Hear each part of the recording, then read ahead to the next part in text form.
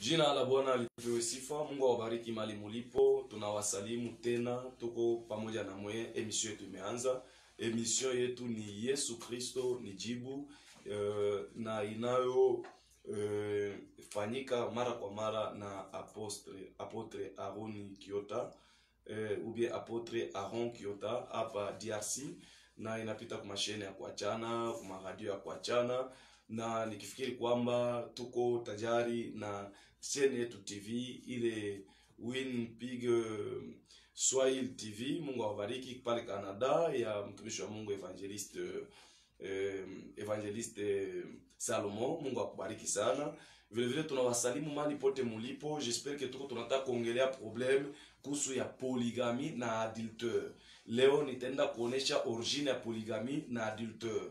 Yani Mungu anapendezwa au apendezwi na polygamy, na ba polygamy fashiabu itakuwa ni wapi?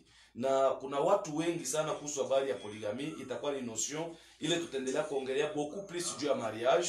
Na kama tutaanza kuongelea juu ya mariage beaucoup plus, tutabalomba sana chaque samedi mtaanza kufuata kipindi hiki a partir ya masaa kama haya, lakini normalement itakuwa inekala huku kwetu tayari ni 2h du matin, hapa tuko na 3h, na kufashi zingine nikifikiri itakuwa inapitikana Canada, Amerika, itakuwa inapitikana mu mabipande vya 17, 18h, 19h, 20h kwa selon vile ma meridien na mawakati inakuwa inaachana. Kwa hiyo Mungu akubariki. Acha tuombe kwa ajili ya neno la Mungu. Bwana Yesu mwenye kuketi pali pa juu, katika jina la Yesu Kristo tunamombea mpendo wa msikilizaji wote mwenye kutufuata katika dunia nzima, katika jina la Yesu Kristo. Bwana, tuna haja ya neno lako liguse mioyo ya watu wako, na uwezo wa Roho Mtakatifu tawale kila kitu, na mtu wote apate kujijua katika somo hii. Ni mjina la Yesu Kristo wa Nazareti tunaomba na kushukuru, amen.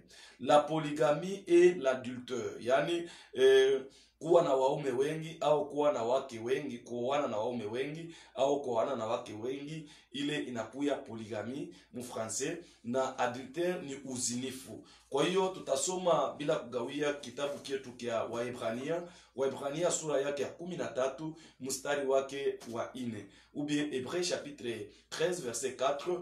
Tunaweza kuisoma kwa Swahili na kwa Kifaransa. Je crois que itakuwa inatusaidia beaucoup plus. Biblia inasema Waebrania sura yake ya 13 mstari wake wa 4. Biblia inasema nini? Ndoa iheshimiwe na watu wote. Ndio. Na kitanda kisiwe na uchafu. Kwa sababu Mungu atahukumu washerati na wazini. Voilà. Mungu atahukumu washarati na wazini. Ndoa iheshimiwe na watu wote. Ndoa ni nini? Ndoa yani ni muungano wa watu wawili wenye kuwa na umbilo ya kuachana. Français nasema c'est une union conjugale de deux personnes de deux sexes opposés. C'est-à-dire bantu benye kuwa na masexe ya kuachana, tofauti na ile vitendo vya mtu mwenye kuwa na sexe na mtu mwenye kuwa na sexe, mwanaume na mwanaume banaoana. Ile kitendo Mungu alikuwa anakatala, lakini ndoa yo inakuwa ni muungano, yani ni kuunganishwa au ni umoja wa kitendo ya ndoa ya mwanaume na mwanamke, yani batu wenye kuwa na umbilo ya kuachana. Ile ndio maana ya ndoa. Kwa hiyo kuunganishwa kwa baba batu bawili kwa kitendo kia bale bantu bawili banaingiliana, mwanaume na mwanamke, ndio ndoa.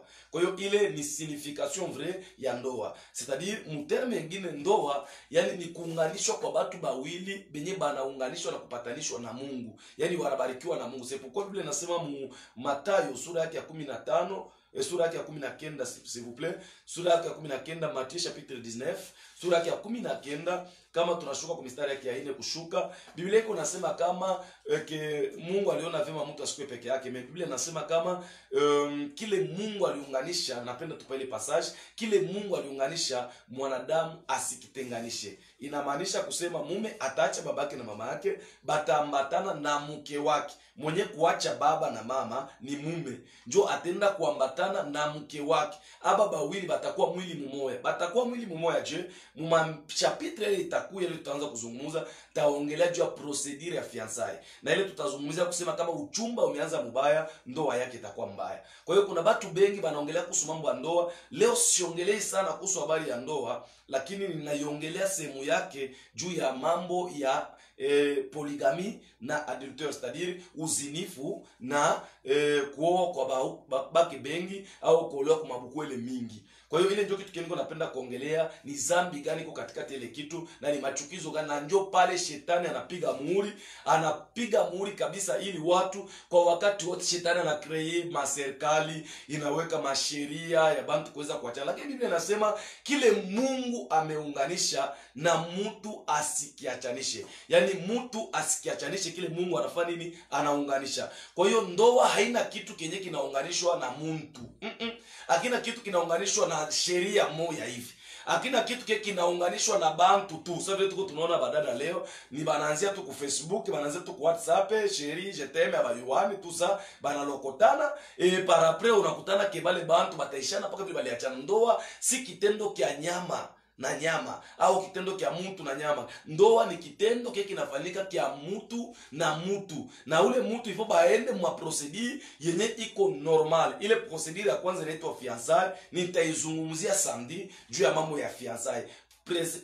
Procedure ya fiançailles au namna gani uchumba unaweza kufanyika na watu wanaweza kachumbiana. Kwa hiyo Biblia inasema kama ndoa iheshimiwe na batu bote. Maana batu bote ni kusema bazazi, bantu, serikali, kila mtu wote mwenye kuwa na pumzi aiheshimu ndoa, na kitanda kisitiwe uchafu. Na Biblia inasema kama Mungu atawahukumu wazinifu na washarati. Msharati ni nani? Msharati ni mtu wote mwenye kunafanya tendo la ndoa, nafanya tendo la ndoa kabla hajaingia kwenye ndoa. Ule ndio msharati.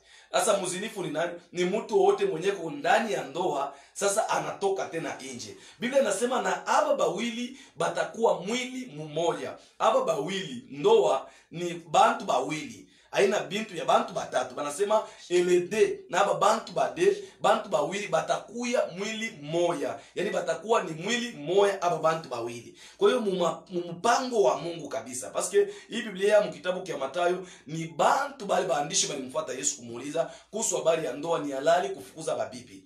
Biblia inasema kama Yesu akabambia kama amkusoma toka mwanzo. Pourquoi Jésus Bwana Yesu alibarudisha paka kumwanzo, na kumwanzo tunaenda kukutana na barefere kusema kama Mungu alimfanya mume na mke. Yani aba bawili batakuwa mwili mmoja kama banapatanishwa na Mungu. C'est pourquoi tunaweza kukutana Adam jardin d'Eden, mchamba ya Eden. Biblia inasema mule mshamba ya Eden, Adam, Biblia inasema kama na Eve balikala mu periode yenyewe abakuyuana. Yani balikala kama vile baliishi kama vile bafiancé mais abakujuana. Kama unasoma mchapitre 4, kisha boko anguka kula ile mtu ya kujua mema na mabaya. Je crois que ilikuwa ni muti ni arbre sigusi sana kule, mais kisha bao kukuria ile mtu ya kujua mema na mabaya. Biblia inasema Mungu akabatosha mu jardin d'Eden, kule njo Adali mjua mke wake. Mwile periode yote balikuwa mfiança abakuyuana. Sasa tuende polepole, wewe unaanzia ku universite. Yani mtu tu munapatana tu, basi ni mrezo sosio yuko kama ni Canada, yuko kama ni Londres, munaanzana polepole. Mie kwetu tulitoka kufash fulani hivi na hivi, munaanza buchumba. Mumule buchumba nakutana wewe anachukua decision, banapatana, bashaanza kutoka mbele ya wakati. C'est-à-dire balo habajapatanishwa na Mungu, balo habajajulikana kwa wazazi, bashaanza kutoka, banafanya vitendo vya ndoa, banafanya yote banapenda, wengine wako na roho mbaya, wanapigana na makofi, wanafanya vitu kadhalika. Yani banatangulia kweli, banatangulia bunyumba ndoa kabla ya ndoa. C'est-à-dire watu wamejifanyia kitendo kia ndoa kabla hawajabarikiwa na Mungu, na ile ni unyama mtupu. Kwa hiyo banyama ndio wanakuwa wanafanya ile kitu. Kama ukiangalia hata kwa ulimwengu wa banyama, Biblia inasema kama mtu mwenye heshima asiye na akili ni kama nyama. Ule akili beko banaongelea pale, ukisoma wa Korinto wa kwanza au ukisoma Isaya sura yake ya 11 mstari wake ya 2, Biblia inasema kama roho aliposhuka, roho alikuwa ni roho wa akili. Kwa hiyo Roho Mtakatifu alileta zawadi ya akili, Roho Mtakatifu alikuwa akili. Kwa hiyo mtu wote asio na Roho Mtakatifu ni kama nyama. Na ndio maana unakutana watu wakati wanafanya vitendo vya bunyama, nyama wanaweza kuanzana sai na kesho wanaachana vile wanapenda. Kwa hiyo msingi wa ndoa leo kuachana sana. Juu nitazungumzia makosa ya divorce, makosa ya mamizantate ile kunafahamu ndoa leo. Kama mko na makuta hamuna na raha, kama mkipata makuta hamuna na raha, kama hamuna na makuta mnacheka, kama wengine unakutana nyumba zingine kama beko na abana na franga, abana na makuta pale njoo manake hakuna raha. Yani bakipata tu makuta pale njoo amani na kuya. Sasa unajikutana ke ile mabintu yote unatokana na ni procedure, msingi. Kama msingi ilikuwa yenye kuharibika, mimi sijui mwenye yake atafanya nini. Mungu apewe sifa. Kwa hiyo mpendo msikilizaji, unisikie vizuri pale. Biblia inasema kama ndoa iheshimiwe na batu bote. Ndoa gani? Ile ndoa Mungu aliunganisha. Ndio maana Biblia inasema kile Mungu aliunganisha mwanadamu asikitenganishe. Kwa hiyo kama akikuunganishwa na Mungu, mtu atakitenganisha. Sasa hiyo matengano ndio kitu tunatakia tujue kwa mbele aina ya ndoa, lakini sitaigusia juu kuko mariage normal. Mariage normal ni ile ya dada vierge, kaka eko vierge, sa vile Adam na Eve balikala mu jardin de Eden muta fiançailles abakuyuanaka. Yani huyo eko vierge na huyo eko vierge banangoya kwa muda wa Mungu anabatosha, na kisha kubatosha banatoka banakwenda njo bakayuana sasa. Kwa hiyo tunakutana batu bengi leo kwa hivyo kuingilia malana na porte d'entrée leo inaleta magumu sana. Mtu yuko kundoa yuko naona babwana bengine kubushingizi. Mtu yuko kundoa bwana anaona kama babwana bengine biko nakia kumfuata kureklame bibi yako naye. Mtu yuko mariage bibi yako naona babwana bengine biko nakia kureklame biko nakia kumudai bwana mwenyewe ko naye. Ile mapepo inatokana na nini leo? Depuis batu walianza kuomba, banafunga, banababarisha mikaba sijui mamai, banabaokesha sijui mamafuta, medepuri yaanza kumapele kuombewa bile bintu abiishi na makelele aishi. Ile yote ni nini? Inatokana na msingi watu hawaelewi kwa mbele ndoa yenyewe ni kitu kali. Kwa hiyo ninataka kuongea kitu kimoja. Biblia inasema kama ndoa iheshimiwe na watu wote, kitanda kisitiwe uchafu. Aha, kitanda kisitoe uchafu. Ile ndoa inatakiwa kuheshimiwa na watu wote ni ile yenyewe iliunganishiwa na Mungu. C'est-à-dire kijana tutaenda kuongelea mu procedure ya fiançailles samedi nisema début ya mariage. Mimi naongelea juu mambo ya polygamy. Mungu anasema Jésus anabambia sasa turudie kwa mwanzo. Mungu alimfanya mtu mwanaume na mtu mwanaume. Hapo bawili batakuwa mwili mmoja. Mena polygamy ni kitendo kia pabale bawili bakwe watatu. C'est-à-dire ndio pale unakutana mama mwenyesha kuvamia bukwele bwa bantu, acha kuikala pale pa bukwele bwa tatu. Na ule alikuingiza mbukwele bwa tatu. Na wewe mwenyewe uliingia mbukwele bwa tatu. Je sais qu'il y a beaucoup de gens ma média beko bana défendre mambo ya polygamie. Mais j'aimerais te dire mtu wote mwenye kufanya polygamie, fashi yake ni kwa enfer. Nafasi yake hayana nafasi katika ufalme wa mbingu. Kwa hiyo Mungu mwenye mbingu yake, ule aliumba mbingu yake kaiweka. Njoo anasema anamfanya mwanaume na mwanamke. Hapa bawili anabapatanisha banakuwa mwili mmoja. Ye Mungu mwaliumba mbingu yake. Mwenye alimuumba muntu mwenye atakatala ya kusema kibile bintu abina hako. Kwa hiyo napenda kwa mbele nijue kitu kia kwanza njuu ya probleme ya polygamy. Polygamy ni kitu gani? Ni kitendo kia mtu ya de polygame célibataire. C'est-à-dire polygame célibataire. Beko wako. Yani muntu eko wababibi ba mingi me aya wawaka. C'est-à-dire kitendo kia kupatana mwanaume na mwanamke kwa ndoa, ndio ndoa yenyewe ile. Sasa kama wewe uko na mwanamke unatoka naye fashi fulani, mwanamke mwingine unatoka naye kufashi fulani, kwa mwanamke mwingine unalalaka naye huku, mwingine unalala naye, bale banamke bote unalalaka nabo, ni bako deja, ni babibi selon Dieu. Bale banamuke bote banakia babibi yako. C'est que uko polygame célibataire. Nafasi yako itakuwa c'est pourquoi unakutana maisha iko bloqué. Parce que wewe una promettre huyu unalala naye. Una promettre huyu unatoka naye. Unafanya tendo la ndoa. Una promettre huyu unatoka unafanya tendo la ndoa. Badala nabo vile vile. Unakutana ke c'est compliqué. Na kuna kuya pia polygame. Ule wa bibi moja.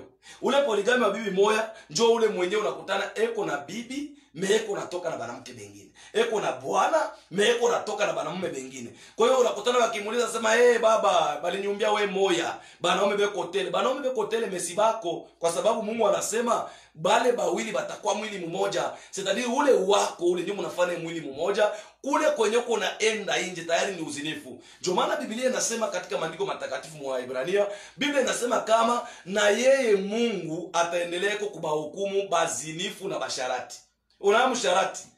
Donc 45 ans. Uko nasikia paka boka bwa kuoa. Koma utafikisha 45 35 40 wewe uko nasikia boka bwa kuoa wakati uko natongoza watoto babatu. Koma dada wewe hauna na bezo ya kuzala me unabeba mimba. Leo kingaliko unabeba mamimba unatosha. Mimba ya kwanza ningana soma. Mimba ya pili babangu yuko makali. Mimba ya tatu sijui batanicheka mkartie. Bale batoto bote uko natosha tosha banakuwa ba 5. Batano. Bale batoto bote beko unatosha kesho Mungu akikupatia bukwele. Shinyo pale bila kufanya sasa leo upati ndoa, yani upati mchumba, upati bwana, kwa nini? Kwa sababu Mungu anaangalia sasa nikimpatia kwa mbele huyu atazalia wapi? Juu itakuwa tena ni magumu mengine. Ndio maana unajikutana unakuwa mwile maaje, kila mchumba akikutokea, fiancé akitoka anapitililia. Fiancé akitoka anapitilia. Mchumba akikuya anapitilia. Unasha kufikisha hata 5 basi hakuna mas de vieillesse. Hakuna mapepo. Pepo mwenyewe anaweza kuwa ni wewe moja. C'est pourquoi Biblia inasema que porte d'entrée ya kwanza ya zambi ya bubaya bote ni zambi. Mungu anamwambia Kain mjardin d'Eden, nani kule kwenye balitoka nje ya jardin d'Eden. Mungu anamwambia Kain hivi, asema mimi naona zambi kuna piga hodi kumlango wako, fanya nguvu ishinde. Kwa hiyo Mungu anakuwa na uwezo wa kukuwezesha wewe kushinda zambi, lakini msimamo wa kushinda zambi ni wako wewe moja. Kwa hiyo mu maisha ya zambi hautauonaka mkono wa Mungu, maana Mungu ni mtakatifu, ni wale walio watakatifu watamuona Mungu. Kwa hiyo ndio maana unajikutana ingawaje upate makuta blockage iko paka. Ingawaje upate makuta magonjwa na ingi yake napita na possibility unapataka. Ingawaje ufanye mabitu kanya biendekake. Pourquoi biendeke na ono de Jésus ko naomba, c'est parce que maisha yako hailingani sawa sawa na maneno ya Mungu. Na msingi wa yote ni nini? Ndoa. Ndio maana mkitabu kia barua ya Paul mtume kwa Efeso. Barua ya Paulo mtume kwa Efeso, yani Ephésiens chapitre 5 verset 22 verset 25. Paulo anasema hivi, Biblia inasema hivi. Biblia inasema kama Biblia inasema wanawake watii waume wao kama vile kanisa liko linamtii Kristo. C'est-à-dire maisha ya époux na épouse, maisha ya bwana harusi na sisi bibi harusi inalinganishwa na ndoa. Kwa hiyo kama msingi wa ndoa ukikuwa vibaya, hapana kanisa. Na ndio maana banalinganisha kwamba bibi anakuwa kama vile mfano wa kanisa na bwana anakuwa kama vile Bwana Yesu. Kwa nini leo tunaenda kujikutana leo bintu vya ndoa vinakuwa kama shetani anabipiga vita sana? Yani shetani apendi kukalme, kutranquilize mambo ya ndoa. Ndoa yote iko ya ministre, iko ya president, iko ya nani, bantu bote mandoa yabo iko paka na maproblème ya kila modèle. Nasema kila siku que il n'y a pas un mariage saint, mais il y a le mariage des saints. Akuikala ke ndoa takatifu, kulikala ndoa ya watakatifu. Ndoa ya watakatifu ni ile ndoa iliunganishwa na Mungu mtakatifu. Mnakuwa kuvumilia.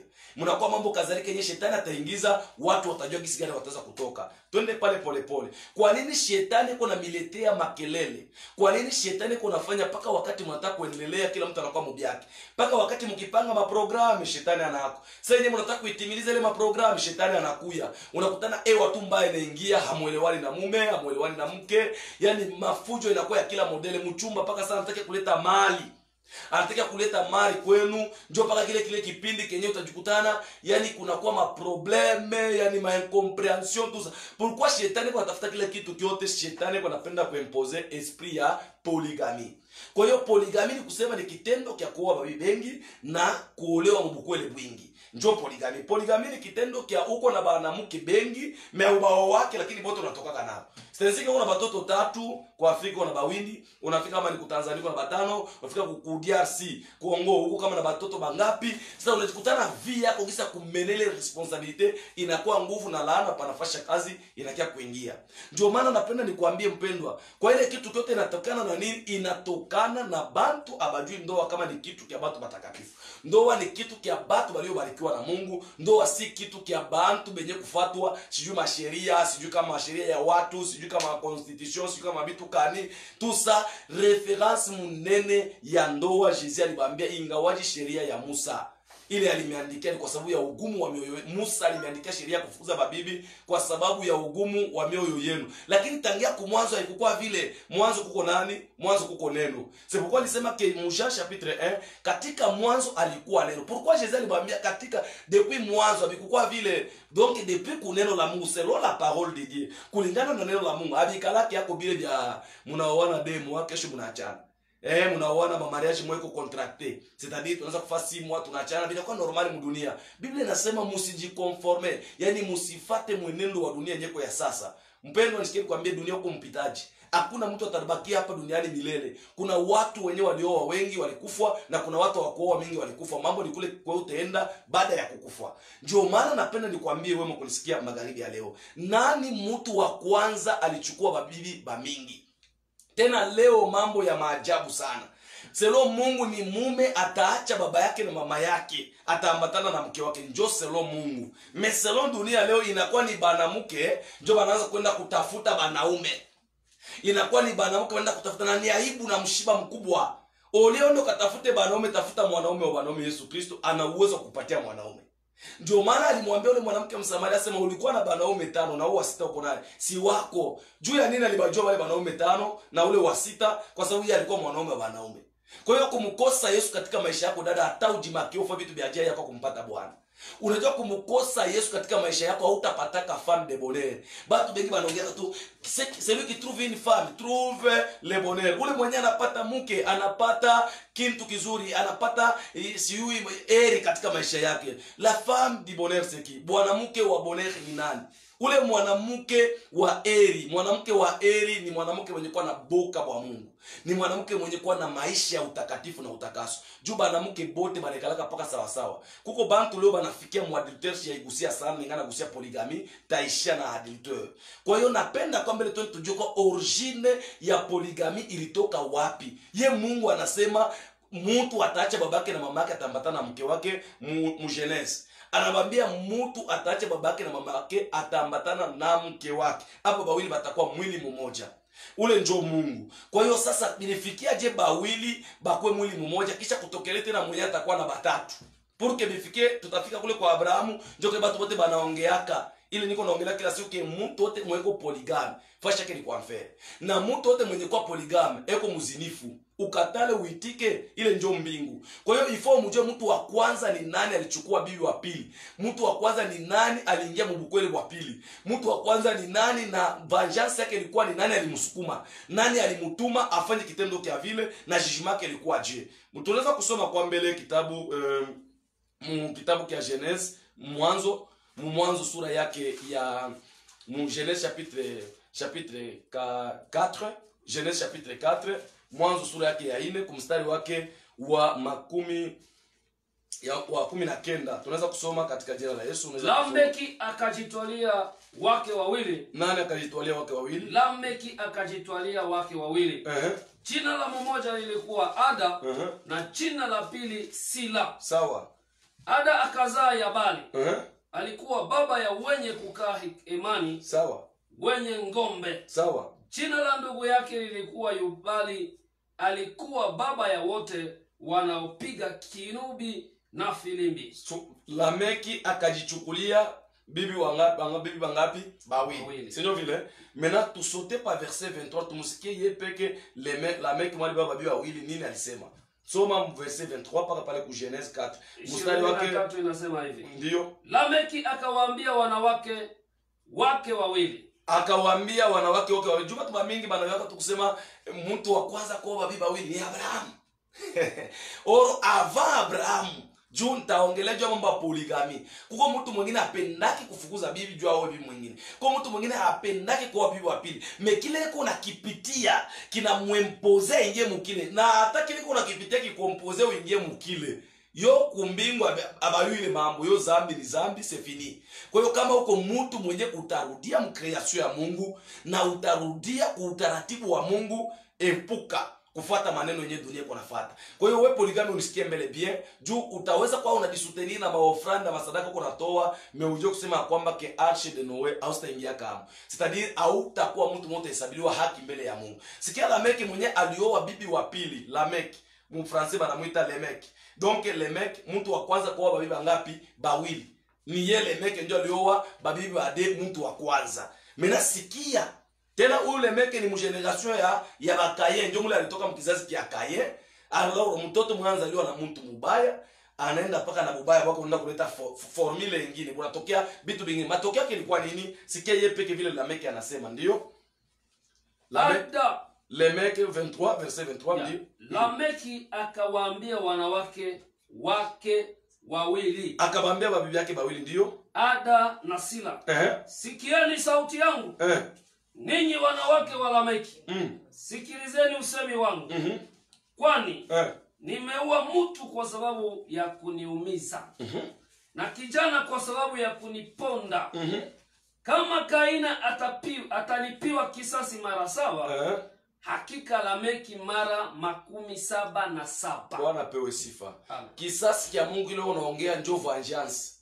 Lameki mtu wa kwanza kuoa bibi bawili. Alikuwa na trouble. Seki alikuwa na maprobleme ile nye alishinda kuisiporte katika maisha yake. Njoo akaanza kubambia bibi yake bote bawili. Anabambia sema bwana mimi niliua mtu juu nipate kuwa na hii bilonda niko na wapi? Bilonda. Polygamy inaleta nini? Bilonda, makonflit. Unaona vile vitu watu wanaviongea kama mimi niko hapa kwanza mimi niko nakupatia ushuhuda kidogo. Mimi Aruni Kiota Nataka kukwambia kusema kwamba niko mtoto mwetu tunazaliwa 33 mtumbo yetu. Mwale ba 33 baba yetu ni premier polygame. Mwenye alizala na banamuke bengi sana. Nataka kukwambia kusema kwamba hata kama utafundisha mapendo ya je, lakini ndani ya poligami ni chuki tu ndio natembeaka. Ndio maana sikia nikwambie, mtoto ungali kijana, ungali mtoto kidogo sana, au wewe baba uko unanifuata ungali mtu kidogo sana, au wewe mwisha kuingia mwili vitu, uanze kujijua kusema ke ni magumu mwenye kwa yangu. Watu wanameleka kwa tufasiri. Je peux épouser même 5 femmes, je peux même prendre 6 femmes. Satan ndio qu'on a créé bale bantu yake na ba faux prophètes bake pour ba mi séduire. Bible inasema que il y aura beaucoup de faux prophètes dans les derniers jours. Donc batakuya jua kuséduire na kuleta bintu yenye habina bibliquement. Sikia mtu wa kwanza kuoba bibi bawili ni Lameki. Sasa yeye Lameki mwali oba bibi bawili alikuwa na mablessure. Donc alikuwa mtu wa problem. Kama unapenda uingize bulozi, uingize chuki, uingize bibaya byote katika maisha ya kizazi kyako kyote, oa babibi bawili, olewa mkweli wa pili. Dada sikia nikwambia mzuri, wakati Mungu anaanza ile maengagement yenu kuma réseaux sociaux, kuma Facebook, kuma WhatsApp, kuma YouTube, kuma Instagram, siyo kama kuma Telegram, kubile bintu byote binyoko naenda unaanzana. Esko ule mwanaume unaiwe kama iko na bibi au ana na bibi? Na unawazake unaweza kwenda mbukwele baba tuishi na amani. Wewe kama la kuoea bibi mwingine, bana kuwekea pa bwana wako anakubibia bibi mwingine anamuweka. Wewe unaombaka Mungu. Bitaishi je? Ndio maana wewe unataka kuongeza pastor unaongea vibaya sana kwa sasa sisi tutaolewa je? Kuolewa ni mfano kwenda kuvamia bukwele baba watu. Kila Mungu vile alisema yeye mwana anasema kama baba bawili batakuwa mwili, mwanaume atacha babake na atambatana na mke wake. Shumfuate ule Mungu aliumba mwanaume, fuata ule Mungu aliumba mwanamke. Kama unamtafuta ule Mungu wake na kweli unaweza kaupate ndoa ya kimya. Kuna proverbe moja inasema kama ni heri kulia mboka ya uchungu kuliko kulia nyama ya magomvi. Yaani uko nakulia chakula moja ya bukomvi, olea kulia hata chakula ya buchungu juu uko calme, uko tranquille. Kama unarisikia bia kufa mbele ya wakati, kama unarisikia bia kwenda kwa mfere kuteswa, oa bibi wa pili, ingia mbukwele wa pili. Kwa hiyo Biblia inasema kama bale huyu mtu wa kwanza kuoa bibi wali Lameki, mtoto mwatoka mkizazi kia Kayen. Anasema hivi, anaita babibi yake bote bade, anabambia sasa mimi niliua mtu juu ya bilonda niko nabyo masusi, mauzuni. Yani ajua asatisfait batoto banani, ajua afuatilie batoto banani. Donc c'est compliqué, beaucoup de problèmes. Yani vile vitu vilipitia paka manivo yenyewe ni magumu na mateso. Uliza gari mwenye alitika bukweli poligami yenyewe kwa impose. Usiwazi kama ilikuwa fasili. Saa yote Agari atamfukuza, Mungu anaapuye. Pourquoi Mungu aliapuye wakati ya Agari aisha kuzala, Mungu anamwambia Abrahamu usikie bie Sara anasema Agari atoke. Njoo Mungu kreateur anasema Agari aache bukweli bwa watu.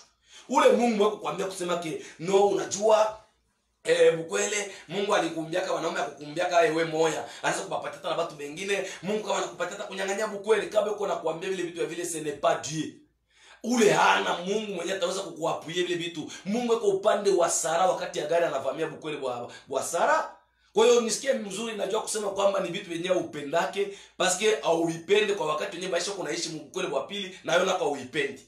Kama ulipenda kuishi mwile maisha, ulipenda kuoa biba mingi, ulipenda kuishi maisha ya bukweli wa pili, kubali pia kuishi ile yoko naishi. Sasa kwa nisema kama la polygamy, ile polygamy inakia adultère kwa wakati wengine.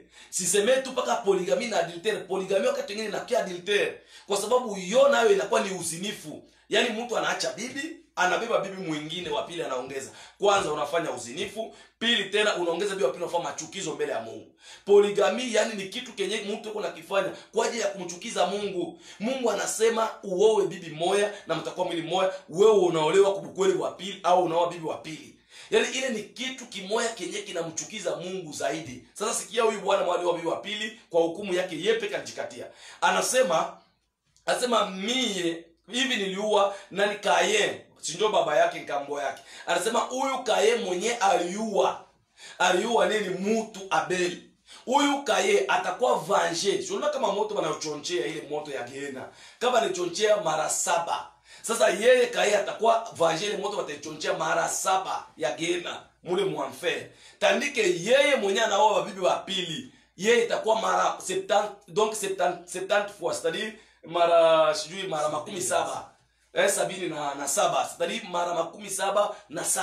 C'est-à-dire c'est 77 fois. yenye itakuwa ya vengeance, yenye Mungu atavange. Huyo yuko nasema haina Mungu, huyo yuko namsemea hapa haina profeta, ye moya alipeze kilo ya bali babi bawili. Sasa tuende polepole ile mafundisho yenye inamwambia mtu ke, unajua kwa watu wa mingi wanawazaka kusema kikuko watu wa mingi tulibaona sana.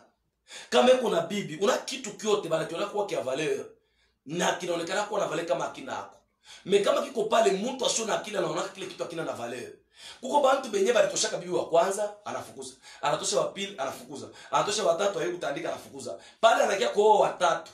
Watatu anamwambia siku anakusana tu kidogo kwamba mwanaume sasa wewe utaweza kuishi na mwanamke sana. Njoo bana dada alienda. Kazi kumkumbusha wale bibi wote bali walipitaka. Unabida kwa mbaya zaidi sana. Kwa hiyo leo ufike kule, mapepo inawasukuma watu kufika kule, lakini ukiua Mungu, Biblia inasema katika mwanzo ilikuwa vile. Or kukomansema ilikuwa vile. Or komansema kulikuwa ni parole de Dieu. Jésus voulait vraiment kuturudisha ku parole de Dieu, kuneno la Mungu. Kuneno la Mungu hairuhusiwi mtu mwenye kufanya maneno ya Mungu kufingia mbukwele wa pili. Kama mama upende kuingia mbukweli wa pili, juu poligami na kwenye iko ni kusema nini? Kama uweko poligami wa bibi moja, c'est-à-dire unafukuza bibi ni mulozi. Unatoka kubukweli bwana kuna tabia mbaya. Mwisho kuzala batoto. Ukienda kuolewa tena. Biblia inasema mu Rome chapitre 7 eke ndoa yoyote wakati mnaungana mnaikala kama unamfukuza ule bibi, murezo yoyote apare busharati na apare kifo. Kama unamfukuza ule bibi, ukioa bibi mwingine au unaolewa kubukwele mwingine, unafanya adultère. C'est pourquoi nilisema kama la polygamie est l'adultère. Na Biblia inasema kama ule bibi mwenye unafukuza, kama anaenda wewe unabakia bila kuoa, akizini mbele yako wewe au yaoa, yeye anaolewa. Kama unaoa, yeye ni mzinifu na wewe ni mzinifu. Biblia inasema kama wewe ndio ulimu dispose munini ulimsababishia afikie kufanya ile adultère parce que ulimfukuza. C'est pourquoi ndoa ni kitu kia mizaa. Kama kuna kitu kyote kile kenye kinazungumzia kuhusu imani, kia kwanza kinaunganisha imani ni ndoa. Ndio maana Biblia inaleta reference ya kanisa na Bwana Yesu, imani yetu inasimama katika msingi wa ndoa. Ndio maana Yesu anaita bwana harusi, sisi tunaitwa mabibi harusi. Bwana Yesu apewe sifa. Kwa hiyo nisikie mzuri kwamba dada, kama uliamua kuolewa, usiwazese mbukweli mliko unaingia kwenye kwa tungo kwenu ulikuwa kusanaka na bwana yako, kaka yako tulikuwa kusanaka naye, banduki yako ulikuwa kusanaka nao. Unaweza mbukweli mwe mtenda, kila mtu alitoka kwa familia yake na yeye alikuwa kusanaka na dada yake, unaweza kutoka tu kimya. Kile kitasaidia beaucoup plus pour que batu asifikie kote nini. Kile unapeleka batu kote nini? Ni ma mésentente, ni ma désordre, ni mambo yenyewe kunajitokeza beaucoup plus katika hali ya ndoa. Na ile ndio inawafanya batu bengi sana kufikia mlivo ya kudekurager. Sasa kama unajua bukwele ndoa inekala sasa ni kitu kenyewe naanza kusema ni mumkini yenyewe yafikaka. Unabale bantu benyaba yaoa, beko bana wasitu akioa atakuwa bien. Na wale washa kuoa, beko najuta kwa nini tulioa. Kwa hiyo ndoa leo inakuwa ni terea majuto. Pourquoi inakuwa terea majuto? Parce que ndoa imesahau mwanjilishi wa ndoa kama ni Mungu. Kwa hiyo ndio maana Biblia sasa kilichounganishwa na Mungu mtu hata kitenga. Kama mtu ana uwezo kufukuza simba, hata tenga kile Mungu aliunganisha. Kwa nini basi Mungu anaweza kushinda kutetea ndoa ile yenyewe inakuwa kupigwa na mapepo? Kama ni mapepo inakuwa itenganishe ndoa, haitaweza kwa sababu mtu anashindwa, pepo itaweza. Kama mtu anashindwa, pesa itaweza. Kama mtu anashinda, sheria itaweza. Kwa sababu kabla sheria ikue, mtu alikuwa. Kwa hiyo uwe kuelewa kitu kusema kwamba mtu wote mwenye kushindwa katika ndoa au mtu wote mwenye kufikia mlengo ya kufikia kushindwa bukwele ni mtu mwenye alishindana na Mungu. Siri moja tu itakufanya wewe kuweza ni wokovu na kuokoka. Jina la Bwana lipewe sifa. Kwa hiyo Biblia inasema kama polygamy yeye pekee anadisemea alioa babiba de, na anasema kama vengeance yake yeye itakuwa 77 fois. Sasa kitendo cha kuoa bibi wa pili, Biblia inasema kama ni kitendo kile kinapita mtu aliua mtu 77 fois. C'est-à-dire 77 fois tutoshe tu mule mara 70, c'est-à-dire ni kitendo kikubwa sana. Kibaya zaidi, ni abomination munene sana. Donc ni sotis, ndio sodomia yenyewe.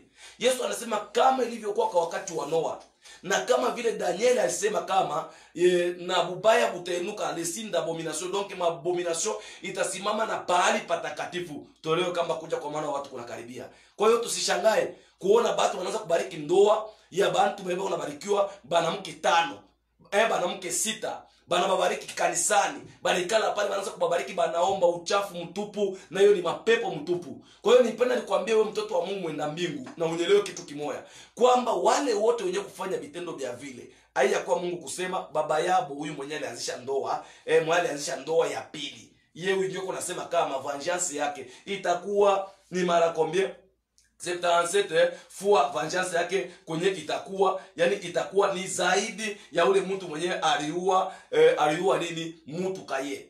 Kwa hiyo narudia paka pa ile fashi, tunarudia mtu wa kwanza tunampata mwenyewe alifanya poligami, wa kwanza ilikuwa ni Lameki, na matokeo yae njoo ile. Kwa hiyo twende polepole, kile kinamsukuma mtu zaidi sana kufikia kwa ile njia ni nini mama? Kuna ba mama bengi sana benye banashindwa kukweli. Mimi naambia kama watoto kila siku hata kanisani, nawaambia kusema kama wewe mwanamke banafikia kukoea bibi mwingine wa pili, au wewe bana banafikia kukubeba bibi anaenda kuolewa kukweli wengine, sitani ma incapacité ya Kristo. Sitani ni kukosa parole de Dieu. Unaweza kunyambia sa pasteur, est-ce unaweza kuvumilia bibi mwenyewe anapika tomate, iko ya kushine, utaenda kuangalia matungulu, iko ni kama ni kuliba, unaenda kukutana kama ni chumvi, iko ni ya kuetazini, yani unakutana ni vitu iko naogelea msupu. Yani mtu mchuzi, yani vitu iko naogelea tomate kwa kwake matungu ashi kupika. Paske na angalia watu kila siku ba mama ya kusema ke kuna wakati wa kumwandaa mtoto. Mtoto hawezi kumuingiza mundoko wakati wa kumwandaa. Unakutana na mama mingi leo na hivi kunishakuya ma réseaux sociaux. Mtoto uko na Android na tablet. Saa ya kupika yeko mtablet. Saa ya kusukula masani eko mu telefone mu Android. Unafikiria kusema ke ukienda kubukwela Android tekia kusukulia masani. C'est pourquoi na kufika mbukwele kusukula masani hauyui.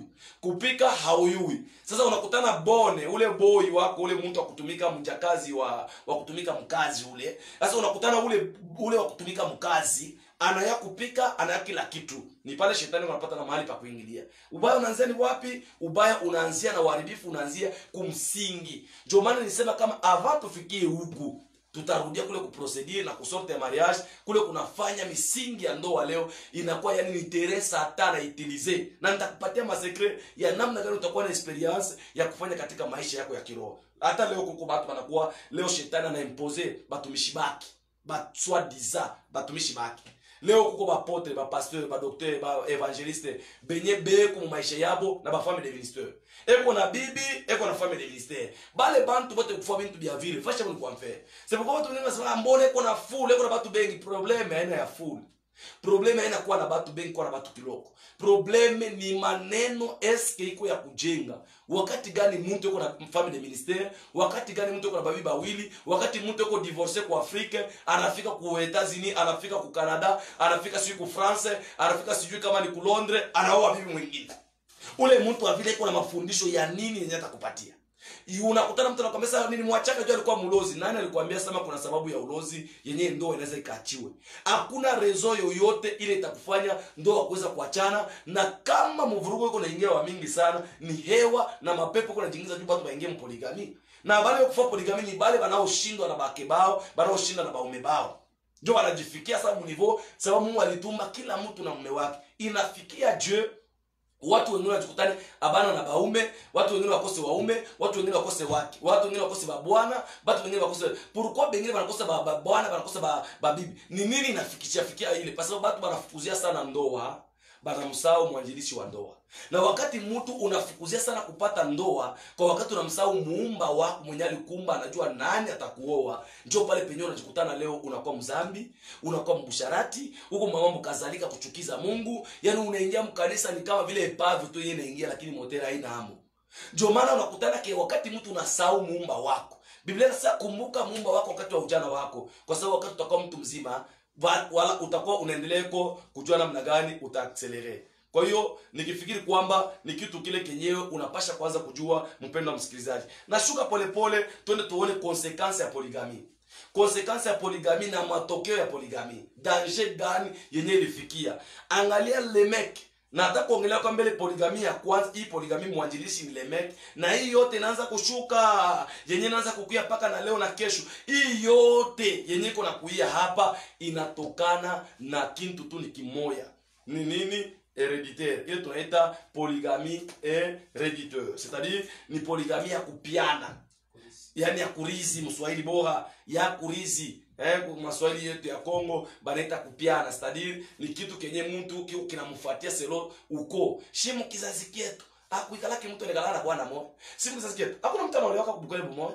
Biko possible kwa David mwenye kuchunga kondolo mkizazi kiabo, mtu mwenye kwa na kazi ya lazima sana ni mwenye kuchunga kondolo mpori. Biko binawezekana mwenye kuchunga kondolo mpori mafuta imchunge. Ndio maana mwenye alichunga mafuta mpori, mwenye alichunga kondolo mpori, mafuta ilimchunga na alijikutana kuwa rua. Kwa sababu alichunga kondoo. Oro ule kondoo mwana anatakiwa kuchungwa kwa sasa. Biblia inasema pale pa Jourdain wakati Yohane alimuona nani? Yesu, akasema tazama mwana kondoo wa Mungu. Kwa hiyo mwana kondoo au kondoo ule ni Yesu Kristo wa Nazareti. Yeye ndio ana uwezo. Kwa hiyo ukichunga neno la Mungu, unajiweka katika mapenzi ya Mungu, kuomba na kufunga, inawezekana. Ni aibu mkubwa sana batoto 5 babwana sisi. We mtu mwa batoto 10, kila mtoto na babake. Unafikiria kile kizazi kile mtatokea matokeo gani? Na vile vitu vyote vinatokea ni bale batoto bote ulizala kila bwana ulizala naye. Ni bwana yako. Na pale deja uko polygame, ule mwenye banamuita polygame, célibataire. C'est-à-dire uko na batoto basho babibi. Donc bale bote ulizala kalabo selon Mungu, bote bale ni babibi yako. Kile kitakusaidia ni kuzaliwa mara ya pili. Ndio maana Bukristo bila kuokoka, yani ni kuponda muda kwa bure. Ndio maana kama unaweza kuingia katika kazi ya kanisa na hakuna Kristo ndani ya kanisa, inakuwa nguvu zaidi. Bwana Yesu apewe sifa. Kwa hiyo Biblia inasema que après la meki kufanya vile, tunakutana mtu wa pili ule nataka kumuongelea ni Abraham. Hapa najua kama ndio penye mtu wote ataweza kunisikia. Abraham alibeba na yeye alikuwa mpoligami imposé. Hii polygamie inakuwa héréditaire et par après ile polygamie inakuwa sasa inakuwa imposée, yani ya kushurutishwa. C'est-à-dire kinakuwa ni kitu tu kimoja kinakufikia kia kushurutishwa. C'est-à-dire Abraham kisha kupata imani, Mungu akamwambia toka wewe katika nchi yako, toka munyumba ya baba yako, uende kule nitakuonesha. Kutoka muinchi ni kutoka muhabitite, kutoka mutabia. Hapana kuwaka paka mwili maisha kusema mimi hivi si niko hapa. Vile baba yangu akukala bibi moya, na mimi sitakala bibi moya. Mimi si mkizazi ketu abato wake, atukala kubukwele bumoto tunazalaka paka hapa na pale. Si mkizazi unaona kile ni maisha ya heri. Ni maisha ya raha, ni maisha sawa na nyama. Kwa hiyo kama utampata mwana kondoo aliye nyama wa kweli, damu yake Yesu Kristo ina uwezo. Kama utakuwa unafuata vipindi hivi, utaona vile gisi gani Yesu atakukomboa. Utaona namna gani utaweza kuokoka na utaweza kupata mume wako na kaa vizuri. Utaona kama ukitubu namna gani Mungu anaweza kukusaidia. Lakini angalia namna bali kupagaa mafuta na kukutia moyo kwa wakati utaki kutiwa moyo. Ndio maana ujue kama ndoa ni kifungo kikubwa. Yani ni kifungo kinapita ile vifungo vyote vile vile watu wanaonaka. Yani haina kitu kidogo. Ndio maana Biblia inasema kama isipokuwa kifo ndio kinafungula ile kifungo. Bwana Yesu apewe sifa. Kwa hiyo Biblia inasema kama Abraham apre kutoka katika nchi yake akaenda kule, Mungu alimuonesha kule kwenye anafika, anaikala na Sara. Kule wanaikala na Sara, sikia kwa mambo yako naenda. Abraham ile sterilite yake ya yeye na Sara ilifikia ni wapi? Kule kulifikia Abraham na Sara basifikie kuzala. Ni nini ilifanya Abraham na Sara basizali? Ilikuwa ni inceste. Inceste ndio ilicree Abraham basifikie kuzala na nini? Na Sara. Mungu akubariki sana. Kwa hiyo inceste ni kusema Abraham alikuwa na Sara baba moya, ba mama bakwachana. Yaani beko baba moya, ba mama mbalimbali. Kama unasoma Biblia inasema kama wakati Abimeleki alimuuliza Abraham, mbona ulinikosea unanilanda? Mbona unaniambia vitu vya bina hako? Me Abraham alimwambia Sara, alimwambia nani mfalme Abimeleki, akamwambia waziwazi kusema kwamba angalia, ni kweli kama nilikwambia ni dadangu kweli, ni mtoto wa baba yangu Sara, lakini si mtoto wa mama yangu. Yani baba moya, bamomba kwa chana. Yani mtoto wa baba yake, mtoto wa karibu, yani tumbo moya, damu moya, anambeba kuwa mke wake. Sterilite inaingia. Angalia Abraham pamoja na mwito, lakini matatizo ya kutokuzala inabatokea. Hakuna magumu inaweza kufika maisha yako yenyewe na chanzo. Na chanzo kia magumu yote ni dhambi. Kwa hiyo hata kama kunekalaka laana mkizazi kienu, kunekalaka mfungwa mkizazi kienu, kunekalaka malie moyo hivi na mifataka mwe bote, sikia njia ya kuitoka tu ni kumchunga kondoo. Or le véritable kondoo c'est la parole de Dieu. Wakati mtu unasikia neno la Mungu, chunga wokovu. Ukiuchunga wokovu, unakuwa na uwezo kutoka katika ile maisha na ile vizazi Biblia kwa unafuata. Angalia Abraham, badala ya mwito wake anajikutana magumu inaanza, butasa kunaendelea. Butasa anakufana na butasa. Abraham anakufana na butasa, Abraham anakufana na butasa. Butasa bunaendelea. Sara anageuka tu busubuhi anasema bo, Abrahamu mimi naona hivi mimi sizali na kwa deja mzee komsa mimi nakupatia mwanamke huyu. Beba paka kijakazi wetu. Tena aibu mkubwa. Mfanyakazi. Beba paka mfanyakazi wetu huyu uzale naye. Saramu akili yake na mawazo yake kunawaza kusema kama Abrahamu atazala na ule Agari, ule mtoto mbona atazala na Agari, atakuwa paka wake. Sara yake unafikiria kusema kwamba ule mtoto tu ule maki atakuwa faraja yake, mtoto wa mwenjako tu. Na mtoto asiye wake ana tu wake. Nani mwenye atakuchungia batoto? Kuko watu mingi wanasema bongo hapa. No, mimi antuka huyu bibi mwenye napata atanichungia watoto yangu. Kama uko na bezo kubachunga watoto wako vizuri, vumilia na mke wako. Usifikirie kuko mwanamke ule mwenye ataikala mwenye alitoka kumbingu, ule mwenye atakuikala mbweli bwa zina, mwenye atakuchungia wewe watoto wako kama watoto yake. Atabachunga vyepe haya azala baki. Me kama anazala bakwake, raporo mingi mboka kipotea ni bale. Na kitambala atatosha kukichwa kuomba, ataacha mesha, ataacha kutoa sadaka kanisani. Amen na haleluya ataisema wakati kuna maltraité batoto ba bwana paka pa mwisho. Kila kinafanyisha ile vitu vyote ni nini? Pale kuna maltraité batoto ba bibi paka pa mwisho. Kila kinafanya vile ni wewe bibi kama ulimpenda yako na watoto.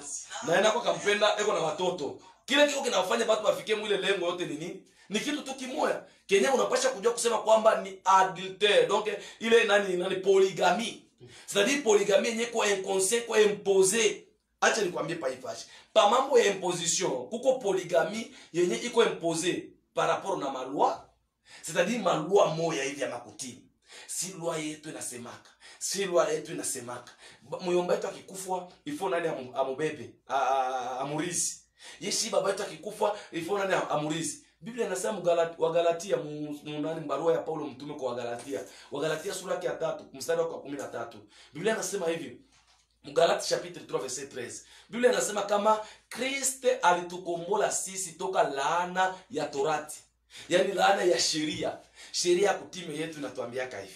Sheria ya kutime yetu tunaweza kufanya hivi. Sheria ya kutime yetu ifo ikuwe hivi. Unaona njoo kule unakutana watu wanateswa na bwana na bibi wanateseka kweli. Pale walikuwa na kitu walikuwa sheria. Hapa unakuwa na makuta hiyo ya anglais.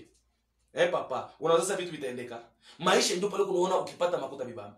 Ukifanya kile hiki kibambe. Hiyo mateso yangalia akasema no, Joseph aliwazia akasema hivi natoka tu kubanduki yangu. Nenda mnyumba Potifar, mateso inaishi. Kumbe kuli ya mnyumba Potifar ilikuwa ndio chanzo cha magumu kwanza. Kesho alijikutana na kwa mprizo. C'est-à-dire aina kuchanger fash midie, ndio ile magumu inaweza kuacha laana, matatizo, shida inaweza kukuacha. Mais kuchanger tu fréquence. Na fréquence tu ni moja kutoka mdunia kuingia katika Ukristo. Yaani kama mtu unaokoka kuwa ndani ya kanisa na kuwa ndani ya Kristo. Mtu mwenye kuwa ndani ya Kristo anakuwa na uwezo. Ndio maana nitakwambia kusema kwamba kama Ada atakuwa tayari kuvala ngozi mu jardin d'Eden, batoto yake watakuwa tayari kuli ya nyama na batoke mu Egypte. Muegypte ni bufungwa bwa batu. Ile bufungwa bwa batu. Yaani uko unatumika, unapata makuta, unayenga nyumba, kesho bibi anakukalamkia, kesho mnaanza kumaparke, mnakabula na vitu. Kesho tunaona mnyorosha fikisha hata batatu. Unawaza sema watamu ikale mkikao mwingie mfamie shangazi dada ukuye kutoka solution. Yuko moya Yesu Kristo. Yuko moya Yesu Kristo. Na usha kufanya erera kufungula ndoa yako ya kwanza ya naziri yako. Ulitupa kunaona ba mama bengine akikosana tu na bwana kia kwanza yeye kuvula na kutupa ni bag d'alliance. Yaani ni ile mpete ya ndoa. Anatupa. Yaani iko na compliqué na sasa vile bukwele ni kitu kimoja hivi kia kusema ni fasha kujipia au ya pinir mwenzake. Ce n'est pas ça. Kama u comprendre ile kitu kusema ke bukwele ndio kitu kia kwanza mbaki kama mtu unashindwa bukwele unashinda mbingu. C'est pourquoi Biblia inasema waziwazi kama vile kanisa inavyomtii Kristo, ndio vile mke amtii mume wake. Kama vile Kristo anavyompenda mke wake, ndio vile mume ampende mke wake. Kama vile Kristo anapenda kanisa. Kwa hiyo hakuna kanisa kwa wakati ndoa imeshindikana. Kwa hiyo maisha ya ndoa ni chanzo cha imani. Namna gani utaweza kuongea kusema kwamba wewe ni mzee wa kanisa, wewe ni mtumishi wa Mungu wakati uko divorce na bibi wa kwanza? Uliachana naye. Na hivi wewe mwenyewe nao uko unataka kuachana naye. Oh, mimi niko na bala tu. Niko na mali chance. Wewe una na bala, wewe ndio bala.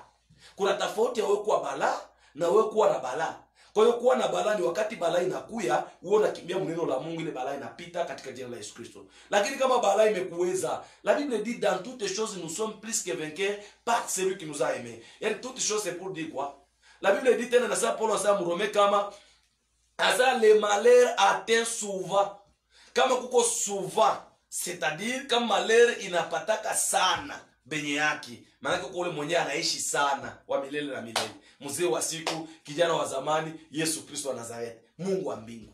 Kwa hiyo kama kuna kia malaria ina continue inafuata sana. Yaani kuna watu wengi wanawazia kusema kama atakuwa mshindi kama ana declare tu upokee victoire, pokea ushindi katika maisha yako. Balozi bachaba kikuya, bote batakufwa. Anawazia kuile ma declaration ya ushindi utakuya. Ushindi hautakuya kwa wakati hakuna vita.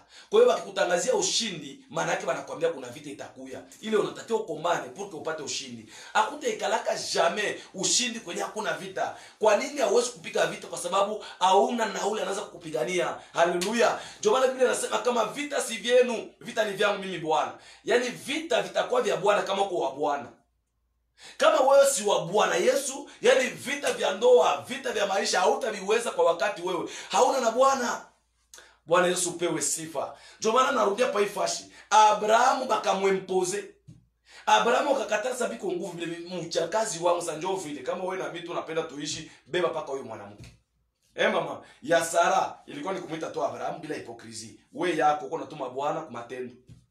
Wewe moya ujuu wako haya ukoka.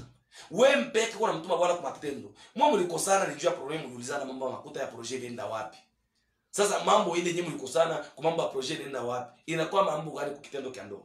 Inakuwa mkipanda ukitanda, Bwana akikwambia geukia huko kumbuka maneno ulilifanya. Njoo hapo unataka kuniona mimi niko bibi. Bali kwambia sasa kuwa bibi ni mpaka muuziane vitu.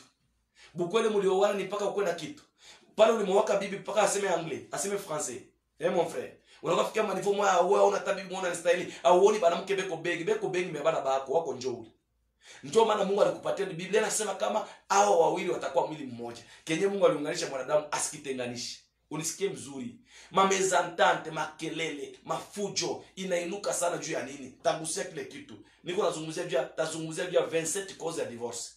Ile inasababisha ndoa kuachana. Na ndoa ikiachana, bali baada ya achana kundoa paka bataoana. Na bakioana, uyue kama ukiachana na mke wako, unaoana na bibi mwingine, uko polygame. Yaani uko polygame wa bibi huyu. Donc le polygame d'une seule femme, le polygame la polygame d'un même mari. C'est-à-dire eko tuna bwana moya, eko na bibi tu moya, ule anakia polygame. Ni kitu tunaanza kukomprendre kusema ke banakuwa danger munene sana. Na ndio maana inatakiwa sana ufuate mashauri na kipindi kitakuwa kinakusaidia. Ndio maana itakusaidia sana kama leo unakutana mu makanisa. Utakutana kanisa nombre ya baba walikuwa ngapi? Baba leo mkanisa balikuwa 500, mama balikuwa ngapi? 1500. Pourquoi baba baloko, mama kiba mingi. Mama na yana tele, baba kiloko na mchungaji anapiga kifua anasema kama nina kanisa. Kanisa ni mfano wa ndoa.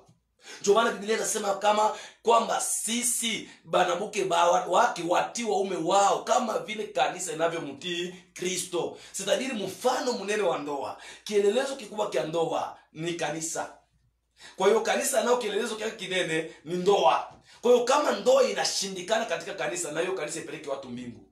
Na mimi kama utakuwa d'accord na mimi, lakini na mimi nilikuwa kama na wewe. Nilikuwa nafanya kanisa ya wanaume. Hata nani Prophet Daniel nikifikiri kama unafuata kipindi hiki kwa Amerika anajua kuna wakati tulikuwa tunafanya mkutano kunaweza kuingia wamama desa wababa wanaingia 10 wababa wanaingia 15. Nikamuuliza Mungu kwa nini hii mikutano inaweza kuwa vitu vya hivi kwa miaka iliyopita miaka zamani sana. Mungu akaniambia kwamba kama haujaweza kusimamisha ndoa, yani kama mandoa haijasimama katika msingi wa Kikristo, kanisa halisimami. Kama ndoa isimami vizuri, gouvernement isimami. Kwa hiyo kama minister anaenda kukosana na bibi, kichwa kyake hamuna sawa, njoo pale maktida na yala tele. Unakutana mama mwingine, atalamusha problem, ni paka sasa papa nitakwenda kukazi. Hii saa yote anakuli. Paka sasa papa anaanza kwenda kukazi, njoo ni salamusha maneno, acha kufanya aksida. Utakutana tu paka atafanya aksida. Njoo ni pasa mkichwa mnayala maneno inapita. Yani wewe uko na bei sana kuliko nguo Bwana atakuzia. Bibi yako na bei sana kuliko nyumba yenyewe utampatia kuachana naye. Shika mkono naelewa vizuri. Kwa hiyo kama unaweza ndoa ni kitu kenye waanze kujua mama kwa kuishi mbukweni mundoa vizuri. Kitu cha kwanza weka mkichwa chako kitu cha kwanza dada wewe mkulifuata. Ndoa mule huko naenda haina kaka yako. Ndoa mule huko naenda haina dada yako. Kama badada yetu wengelikuwa bazuri, kwa nini hatukuoana napo? Kwa nini tunaenda kuoana na badada wa benjetu? Ni kusema pedeta hata wale wadada wa mwenjetu sababu itaendeka. Sasa tuiwe nako mkichwa chetu tuwe kama kwetu bikuendeka na kwa udada kutoka bia bitaendeka. Kwa kwetu bikuendeka na kwa baba kutoka bia bitaendeka. Kile kitakusaidia beaucoup plus dada uweze bukweli ni kuya tu kitu kimoja. kwamba naenda kubukwele ikala mkichwa kyako sasa vile Bwana akikufukuza hauna na mali utaendaka tena. Ndio maana leta atakusaidia muachane, leta atakusaidia kulala na wewe kitanda. Leta hata pia kukusaidia wewe kukupatia heshima ya mume. Kwa hata mambo mengine unafanya ujinga. Anaua bwana bakie na mali. Anaua bibi au bibi mwingine abakie na watoto, atamchungia watoto. Leo watoto wanaanza kuteswa. Unashinda kisa hata kubankadre. Abraham. Ndio mwanzo wa matatizo ya Abraham. Polygamy imposée. Sara yake ilikuwa wazi, wewe yako mama ni yenye makarakteri yenye na muimpose leo Abraham wa bibi wa pili. Sasa papa ukibeba wa pili, ila kusema kwamba unabeba magumu ya pili. Juu hii ya wa kwanza vile ulishindwa, ya ule wa pili itaongezeka pa huyo wa kwanza. Ndio maana naambia watu kila siku akikala kunywa pombe kiloko, au kufanya msharati kiloko, au kala zambi kiloko. Juu kama ulikunywa kiloko leo, kesho tena unakunywa kiloko, kesho yake tena unakunywa kiloko, inakuwa mingi. Juu kichanga ile inakuwa mingi. Vile vile tena ukioa mabibi, kama unafukuza wa kwanza, wa pili tena unafukuza, bana kwa bengi. Na pale ni polygamy. Na ndio maana usiwaze kama polygamy niko namuongelea, ni mpaka ule. Pia naweza kumuongelea na polygamy leo wa kiroho. Tuna polygamy mwingine wa kiroho mwenye tuko naye leo.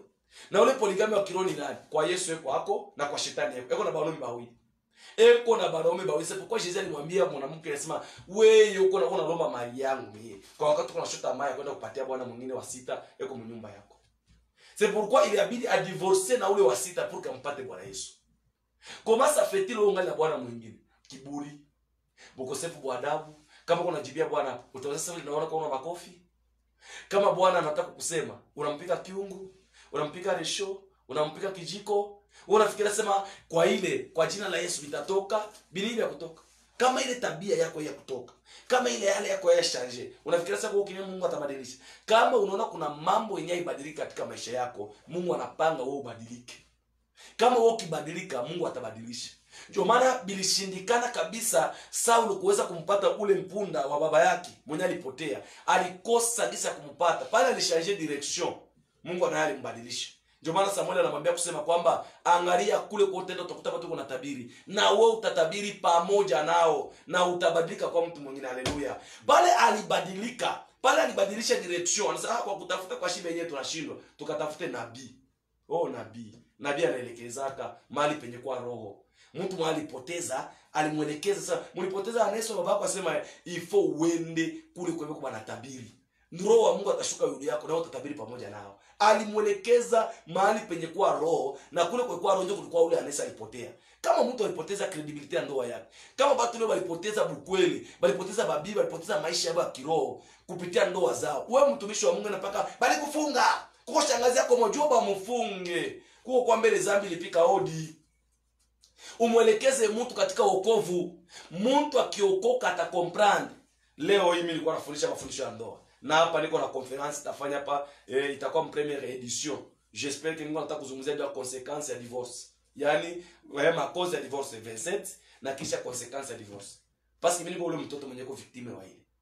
Mungu akusaidie sana mahali ulipo. Mungu akubariki sana mahali ulipo. Kwa hiyo sikia Abraham sasa. Inceste Abraham alibeba dada yake. Kama unaweza kusoma Genesis chapitre 20 mwanzo sura ya 12 mstari wake wa 2 mstari wake wa 5 mstari wake wa 12. Kama unasoma tena Genesis chapitre 26 verset 7 verset 9. Kama unashuka Biblia iko nasema namna gani Abraham huyu Abraham alifikia mnivo kwa Abimelech. Eko nenda kumwambia sema ndio, sijui kama ukipapata pale pa ile historia mwanzo 26 mistari yake ya 6 kushuka kwa jina la Yesu. Isaka akakaa katika Gerari. Watu wa pahali pale wakamuuliza juu ya mke wake. Naye akasema yeye ni ndugu yangu. Kwa sababu aliogopa kusema mke wangu. Hata alisema watu wa pahali penyewe wasiniue kwa ajili ya Rebeka. Kwa maana alikuwa mzuri kwa kutazama. Na ilikuwa wakati alipokaa pale siku nyingi, Abimeleki mfalme wa Filistini akaangalia dirishani, akaangalia na tazama Isaka alikuwa akicheza na Rebeka mke wake. Abimeleki akaita Isaka akasema, tazama. Unaweza kuachata paka pale. Tukiangalia ku verset 20 chapitre 20 verset 5 tutakutana pale historia ya Abraham. Abraham paka ule Abimeleki. Abraham paka bile bilifanyaka nani ile bongo lilandaka nini Abraham ndio ile ilienda kulana na nini na mtoto wake Isaac. Donc bule bongo nakobwa kupiana bakurizi kwa batu kuna matabia mwa kurizi, matabia moya kuruzi kwa unakutana bale ba makabila fulani haina mambo ya kusema oh kabila fulani ndio wanakutana kabila mzuri mbukweli. Kabila mzuri tu nile iko ndani ya Yesu Kristo, ule aliyeokoka, ule aliyezaliwa mara ya pili, ule kuna damu ya Goligota, ule kuna damu ya misericorde, ule kuna damu ya mapendo ya Kristo. Ni ule moya tu kuna uwezo wa kuweka alize kubukwele dada. Ni ule tu moya kuna uwezo wa kuweka mzuri kundoa yako papa. Hakuna mwingine pale ule aliokoka. Kama biendeke na kushauria, uniite, unitafute. Uchukue paka hiyo namba wanakupatia, ukiingia mu Facebook unaandika maswali yote, kila kitu kile utahitaji, mimi nitakuwa nakujibia. Na kutakuwa masiku chaque samedi wakati vipindi vyetu vitaanza kupita, j'espère que nitakuwa ninajibu ma question en direct. Nitaanza kujibu ma question en direct kwa kila mtu ule atakuwa anauliza ili nipate kukusaidia. Kwa hiyo Biblia inasema kama Abimeleke wakati alibeba bibi wa Abraham, alimwambia sema uli dada yangu. Mena Mungu akamtokea Abimeleke bushiku, pale ilikuwa ni Isaka. Hapa niko naongea pa chapitre 20 ni Abraham. Asema uli dada yangu, akamwambia dada yako, asema basi akaona ni mwanamke mzuri, akajibebea. Mfalme Abimeleke, yeye anajibebea tu mwanamke wote bazuri ni baki. Mwanamke wote bazuri bana bako papa. Parce que tuko ministre, parce que tuko president, parce que tuko kama sijui nani. Sijui kama ni nani, mwanamke wote banakuwa bakwako bali kumbia. Usizanie kusema kama wakati uko unaribisha babiba batu, batoto babatu wewe batoto wako batakosa kwa bandumu. C'est-à-dire unaona batoto ba autorité bengi atuonaki mama mariage hapo kwa banafanyaka. Bengi abaolewe kwa nini? Bengi bako nasumbuka kwa nini? Aina sababu watu wanasikia boka bakubaoa. Ni lahana ya vile vitu watu unabifanya. Juu kuna pesa, anachukua mtoto wa batu, bali wanafanya pedophilie. C'est-à-dire kitendo kia kubaya katoto kaloko sana, anatoka roka kadeflora, usikia hata ile zamira kusema aka nikanzaka na katoto kimi naweza kuzala. Biblia inasema Galatia sura yake ya 6. Biblia inasema kama msidanganywe, mstari wake wa 6 kushuka. Msidanganywe, Mungu aziakiu kile mtu atapanda ndio kila atavuna. Kwa hiyo Abraham akafikia mpoligami yenye iko adultère. Ilikuwa poligami yenye iko nini adultère. Yaani ni poligami yenye ilikuwa ya kupiana. Il quoi imposé, je crois. Il quoi imposé. Voilà. Kwa hiyo Abimeleke akamwambia bwana, wewe Mungu akamtokea Abimeleke akamwambia, bwana, wewe unabeba bibi wa watu, uko mufu. Akasema, mimi nafanya nini? Sasa wewe unabeba bibi wa watu, unabeba bibi wa nani? Wa Abraham. Kama unashuka na hii ekritiro huko chini, utaenda kukutane kwenye Abraham alimwambia sasa alimwambia nini Abimeleke mfalme, sasa ndio nilikwambia kama ni dada yangu juu ndio sasa paifash. Hapana boka, lakini huyu ni dada yangu. Juu ni mtoto wa baba yangu lakini si mtoto wa mama yangu. Kwa hiyo utaenda kutana kule chini namna gani maandiko matakatifu iko inaenda kuzungumza.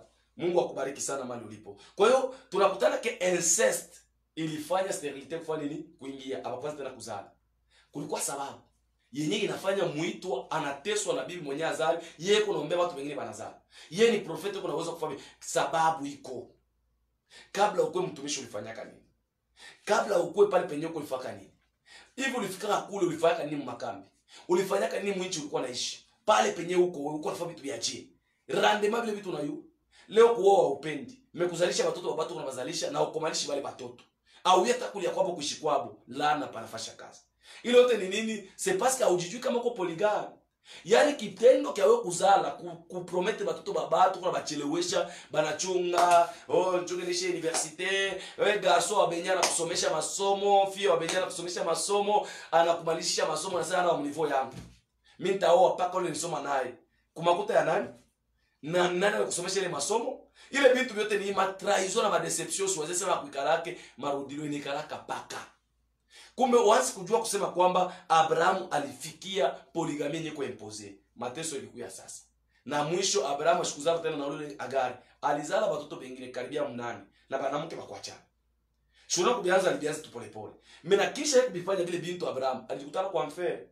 Ndio maana tutatarisha kwa mimi kuconclude siku ya leo, tutakontinue tena baadaye. ya hii somo. Tutenda tena watu wengine wanasemaka polygamy ile ikaanza kushuka sasa inakuwa polygamy nyiko hereditaire. C'est-à-dire ilianza kushuka sasa inakia kwa Isaki. Isaki naye bana mwimpose vile vile. Kutoka kwa Isaki inaenda kwa Jacob. Jacob naye anajiretrouve paka vile vile. Donc inakuwa inatembea mudamu. Mechanzo kwa hayo mwanjilishi wao ni nani? Lemeke. Lemeke ilitosha wapi mkichwa kyake mwakili yake mvile yeye aliona. Akabipata vile vile mtu akabianza. Leo tuko tunaongea bizazi na dunia inaharibika kupitia hii. Ndio nasikia mtu anakuambia Salomo alikuwa na bibi wangapi? Salomo lilitosha wapi? Mkizazi kia kutoka wapi? Kwa Abraham. Kwa Lemeke. Sasa kuanzia Lemeke mwenye alianzisha anasema hivi, mwenye kuua mtu metrie yeye ataadhibiwa mara 7, lakini mwenye kuoa babibi bawili yeye ni mara 77 fois. Kama itakuwa mara zaidi ya mara 17 ni kusema kama akioa bawili mara 17. Sasa akioa batatu unafaa fois tena. Akioa ba 4, unaona ndio vile evangelist. Donc ni zambi, ni laana mkubwa sana. Kama uko unajua nakwambia mama yangu na dada yangu kunifuata kwamba acha bunyumba bwa watu. Na ndio maana ada hata ikala mjardin d'Eden bila sheria. Fasi yenye kwa Mungu mjardin d'Eden ada patakuwa paka mainterdit. Mungu atamkataza miti yote atakulia mekuko miti ni astakulia. Kwa hiyo kama kumuigiza yenye kila kitu kiko sawa, kyote ni safi, Mungu angalii tunaokolewa kwa neema. Neema haitufanyi kuokoka, neema inatupeleka kuokofu. Haleluya. Kwa hiyo neema inatufanya sisi Yesu haya atukufie nasiba mataifa tumpate Yesu. Inatuacha sisi sasa kutembea katika wokovu. Kwa hiyo katika neema ukizidi kufanya dhambi muneema, pale neema haitumiki tena. Ukisoma Mwaebrania sura yake ya 6 kumstari wake wa 4, Biblia inasema waziwazi pa hiyo fashi. Mungu apewe sifa, Mungu akubariki sana. Kwa hiyo niko nashuka polepole. Salomo unasema ke alioa babibi 1000. Mbale babibi 1000 mlikuwa 700 femmes na mlikuwa 300 femmes. Bilitokana kwa nani? Kwa David. David alioa babibi bengi. Ye na ya David alienda kwa mfe. Utanitakufa comprendre que bote balikuwa sauvé na Jésus Christ. Nilisema Matthieu chapitre 27 verset ya 51 tutashuka. Matthieu 27 verset 51 kushuka. Mathayo sura yake ya 27 mstari wake wa 51 kushuka. Tutasoma pale kabla nimalize na Salmo pour que nibaeleweshe batu pole pole. Kama Samuel papaka nani mpendo msikilizaji mkulifuata, kama Samuel ye mwenye akufanya zambi, ye mwenye akubeba bibi wa pili, alijikutana ku séjour de mort kwa enfer. Kama unasoma 1 Pierre Petro wa kwanza sura ya 3 mstari wa 18 kushuka mpaka mstari wa 21, Biblia inasema kama Jésus Christ alienda kubahubiri bale baliokufa tangu kipindi cha Noe na kuendelea kubahubiri bale balikufaka, na kisha Biblia inasema pale Yesu alifufuka na mili yote watakatifu kafanya nini? Ilionekana mJerusalem. Donc David kisha kufa kwa babu wawili alienda kwa enfer. Samuel mwako waka babu wawili alienda kwa enfer. Parce que tu nani fungulo ya uzima na séjour de mort ilikuwa na Satan avant Jésus akuye.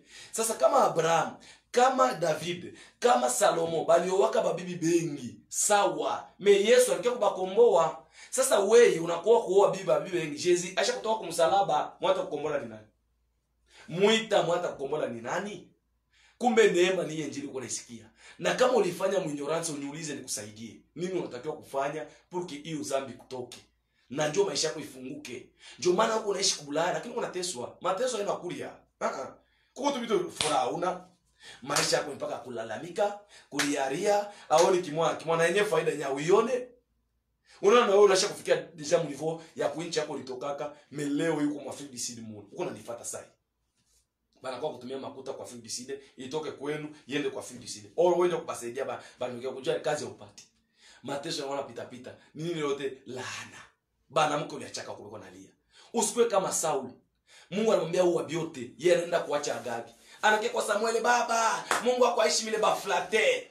Batumishi ya Mungu acha kuflate batu na batu wataacha kumiflate. Unasikia?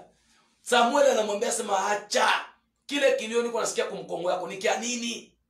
Oh ni Agagi niliacha, oh ni ngombe mwenye kunaona. Mungu anafurahia sadaka.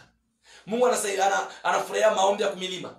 Maombi ya kupanda kumilima, maombi ya kwenda mjangwa na jangwa yenyewe kwa mbele humu mwenye mkongo haina amo.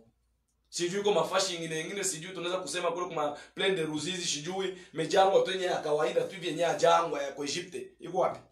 Wao tunaenda mjango nenda mpoli kuomba. Yaani uko nenda kuomba mjango kubilima babona babato yacha.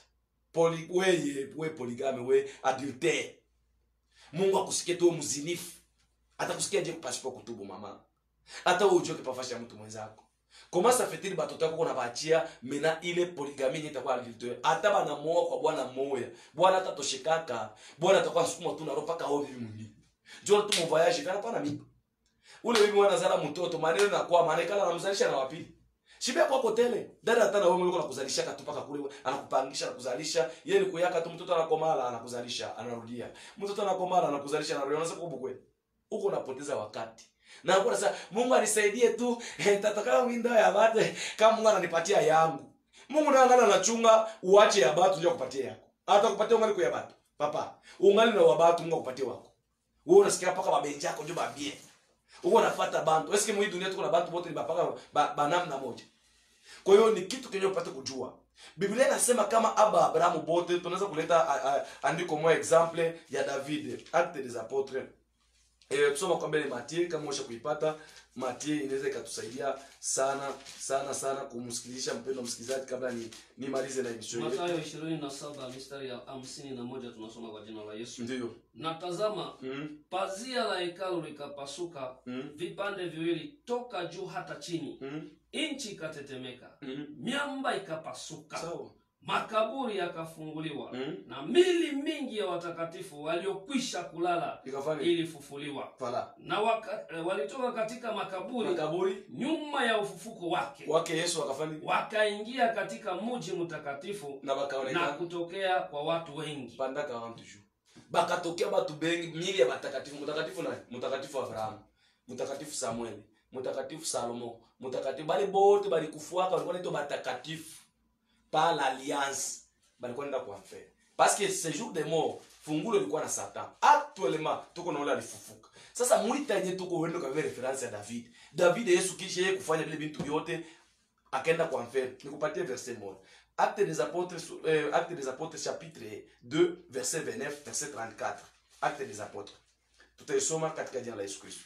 Matendo ya Mitume sura ya 2 mstari wake wa 29 na mstari yake ya 34. Ndugu, muniruhusu niseme pasipo woga. Sawa. Mbele yenu habari za baba yetu mkubwa. Sawa. Daudi. Ya kuwa alikufa, akazikwa. Kisha na kaburi lake ni kwetu hata leo. Basi kwa sababu alikuwa nabii, akajua ya kuwa Mungu alimwapia kwa kiapo alikufa. Na ya kwamba toka uzao wake kwa namna ya mwili. Tutachapa hapa. Amen. Ni pa 29 pale kwa somo? Oui, pa 34 nasema. 34 nasema hivi. Maana Daudi hakupanda katika mbingu. Hakupanda katika mbingu. Achapa hapa. Amen. David kisha kufa kupanda katika mbingu. David kisha kufa kupanda katika mbingu. Jua ya 200 vile vitu alikuwa anasema. C'est-à-dire David kisha kufa akwenda mbingu, alienda kwa séjour de mort. Ndio pale wewe unakutana ke David akwenda mbingu. Alikia kwenda mbingu ni pale Yesu anakufa. Yesu anafufuka, anakombola miili yote ya watakatifu. Anaenda kuikombola mtakatifu Abraham, mtakatifu Noe. Ndio pale tutaweza kusoma utasoma hata wewe mwenyewe pale penye huko mu Petro barua ya Paulo barua ya mtume Petro sura yake samani Swahili iko compliqué tuchazo ya français. Sura yake ya 3 kumstari wake wa 18 hadi kumstari wa 21. Biblia inasema Yesu kisha kufa alienda katika roho kule ku séjour de mort, akaenda kubahubiri bale bote walifumwaka depuis Noe, bale batakatifu bote balikufuaka, akabahubiri. Na kisha ndio pale Biblia inasema kama na kubafungula. Biblia inasema kama pale penye alifufuka mili yote watakatifu ilifanya nini? Ilionekana. Kwa hiyo Mungu akubariki sana. Na ndio maana nitapenda kupokea swali yako. Salomo alioa babibi mimi. Mlikuwa 700 femmes na mlikuwa 300 concubines. Donc aba 300, c'est-à-dire 700 femmes, 700 babibi tu bakubukwele na bibi ilikuwa tu bien. Mbale 700 femmes. Maka Salomo kilala humu leo. Wewe faut uchunge 700 jours après, njoo ufanye après kwako. Jua hasa waweza kulala batatu siku moja. Sasa uniambie kwa kuikalia nini? Mena kisha tena bakonkibine nabo njobo bonjo banekala butamu. Biblia inasema kama chakula mboka ya kujiba inekala butamu, mwisho wake inekala buchungu sana. Unaona? Kwa hiyo hakuna kia special kuliko kile kinyoko naishi nakyo pale. Kyote ni kimoja tu. Hakuna mwanaume mzuri kupita yule kunaye. Hakuna mwanamke mzuri kupita yule kunaye. Buzuri bwa mwanaume na mwanamke bunategemea na buzuri wako. Ndio maana mtu mzuri hawezi kuonaka siku atamwa vibaya. Mtu mbaya anaona vibaya. Mungu akubariki sana. Au utakuwa mzuri pasipo roho wa Mungu. Kama Salomo alioba bibi mingi, nilisema hapa alienda kwa kusejour de Momu 1 Roi chapitre 11 verset 3 à 11. Yaani Samuel Wafalme wa kwanza sura yake 11 mstari wa 3 hadi mstari ya 11. Kwa hiyo alioba wale bibi wengi, mebote walienda wapi? Kwa fe. Ndio maana Biblia inasema kama kufa tangia Moise kufika ti paka Jean lufu luifanya nini lulishi kuanzia Jésus buzima mkakuya. C'est pourquoi bo bali kombole bali kufa, c'est pourquoi Judas bien qu'il alimtoa Yesu, bien qu'il alikufa, mais vile alikufa avant Jésus, alipasha kukombolewa kwa damu ya Yesu. Mais kisha Yesu kukufa, bale bote benye Yesu kisha kufa na kufufuka, Biblia inasema mwenye anatenda dhambi anamrudisha kumsalaba tena mara ya pili. Na kule kumsalaba kwenye anamrudisha mara ya pili, abaya andika kama anakufaka tena. Alikufa une seule fois. Kwa hiyo ndio maana nitakwambia kusema kwamba ni wakati mzuri. Acha ni mareference yako. No David bali kufuaka abakwenda mbingu. Balienda kusejour de Mungu. Samuel mimi nakupatia example ya Samuel kama 1 Samuel chapitre 30 verset 5 verset 18. Chapitre 27 verset 3. Kama yeye Samuel mtakatifu wa Benyako wa bibi wa pili alienda kwa mfano. Kisha yekufa. Sasa huyo kwa bibi wawili. Abraham bote balienda kusejour de Mungu. Parce que kifungo kia sejour de Mungu kilikuwa kwa ajili ya mtakatifu na mwenye haki. Kwa hiyo usibebe ile mfano wa liki Yesu alisema ke ufalme wa mbingu unafananishwa na ule tajiri mpumbavu na Lazaro. Ndio kwa nataka kubeba. Lazaro alikufaka na kilari kia Abraham. Kilari kia Abraham c'est quoi? Aujourd'hui kilari kia Abraham papa, c'est la foi en Christ yenye inatupeleka wapi? Muparadis. Ni hapa sasa. Haikukua ya kusema ke ilikuwa ni vitu biliishi, Lazaro akakufa, ilikuwa ni mfano Yesu alileta. Kwa hiyo usifanye confusion na ushende mkonesansi ya kitu mbaya juu ya puila vitu vya bongo. Wewe poligami tubu. Na wewe wote mmoja anza kwenda kufa poligami, wache bwana yako, wache bibi yako, wewe kuachana na bwana au kuachana na bibi. Danger njoo ile utenge muadulteur na utakuwa poligami. Mungu akubariki mahali ulipo. Acha basi na yua kama konti yetu yote iko pale mu YouTube, mu WhatsApp, je crois ma numero zetu zote ziko pale. Ukipenda Apotre Kiota Aaron utatupata tayari mu Facebook, na ukipenda kuandika hata Aaron Kiota mu YouTube utakuwa unatupata, au Yesu Kristo nijibu 13 utatupata tayari, na utakuwa nafuata vipindi vyetu vya mafundisho. Leo samedi tuko tunaendelea na edition, taendelea tukuzungumzia kusoma mambo ya ndoa. Leo nilikuwa naongelea juu ya polygamy, inakuya adulteur. C'est que mtu wote akitoka kubukwele kwa atenda kushia uzinifu. Kwa hiyo akiolewa anazini, na kama akioa anazini. Ndio Biblia inasema mkitabu kwa Roma. Kwa hiyo ni ile kitu tunapasha sana kuevite, parce que ba polygamy na ba adulteur bote kumbingu abataenda. Mungu akubariki mali ulipo. Acha nikuombee mpendwa msikilizaji, na kama utatubu, kama utamwamini Yesu, kama utarudilia Mungu, kama kuko mambo yende katika ndoa yako na kupatia muda, naamini kama nani iko tayari, nani yetu sito kutuconnecte kwa saa yote, unaweza kuingia mpaji yetu ukitutumia message, swali yako kyokyote, tutakuwa tunakombea en direct na kukusaidia pia katika mashauri ya kuachana. Mungu akubariki. Tunarusha tena shukrani kwa mtumishi wa Mungu, wote wenye walitufuata, wote wenye kutufuata ma konti yote ya YouTube, wote wenye kutufuata ma konti yote ya ma page ya Facebook, wote wenye kutufuata Canada, Etats-Unis, fashi yote kupitia Winnipeg Swahili TV. Mungu akubariki pia mtumishi wa Mungu Evangeliste Salomo kwa kutuunga pale Canada, kutubeba vraiment kutupatia emission kama na hii. Mungu ainue tena zaidi sana chaîne yetu ya television. Pia Mungu akubariki wewe mpendwa msikilizaji. Ni wenu Apotre Aaron Kiota. Mimi ni mume wa mke mmoja na watoto 9 ndio kenda voilà 9. Mungu akubariki, na niko muangalizi wa makanisa ile inaitwa EJCS, Église de Jésus Christ Solution. Ina mahali mingi pa kuachana.